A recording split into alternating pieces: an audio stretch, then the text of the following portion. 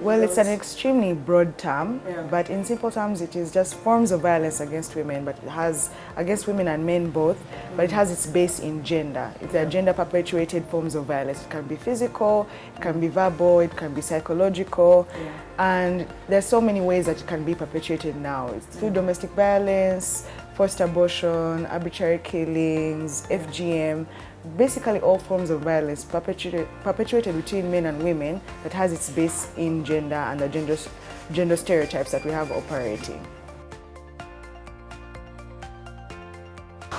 Well, there's not much difference. The two terms actually overlap with each other, but for intimate partner violence, it's within the name. It's violence that is between two intimate partners, between husband and wife, boyfriend and girlfriend. These days, best friends, between bestie and bestie.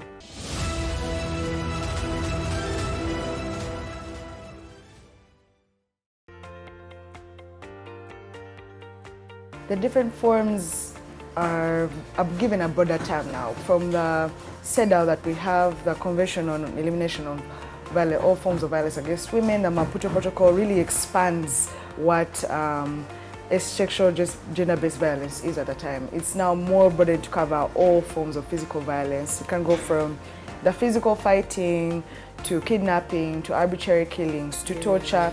In itself, it's now defined as one of the major factors of discrimination against women, one of the major factors that affects all different forms of rights that women have and men have in it, because it affects your right to life. When someone is killing you because they perceive that you're a woman, I have the right to kill you. When we see women getting burned by their husbands or women throwing acid on their husbands themselves, that's also another form of violence.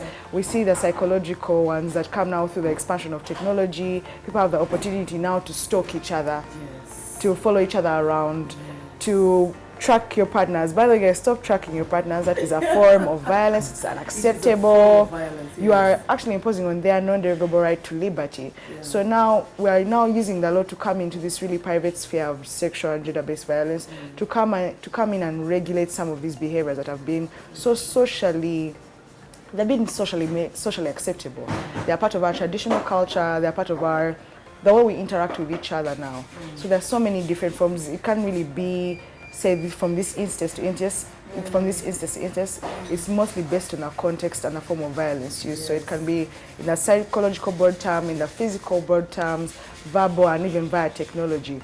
One point I really want to raise now is something that has come up, which is image-based sexual violence that our Sexual Offences Bill is trying to put into legislation, which prohibits the sharing of nude photos. I know in Uganda it's a fun trend to send people's photos around, but it should be something that's criminalized because it is a form of violence against another person. Yeah, because if I share my nude, you could share it with someone else. Exactly. If we are broken up. And we cannot make it socially acceptable for this form of violence to continue. So it's sexual gender-based violence takes so many forms. It takes so many forms. So the more we apply context to it, the better we can legislate and the better we can address it here as a society. Yes.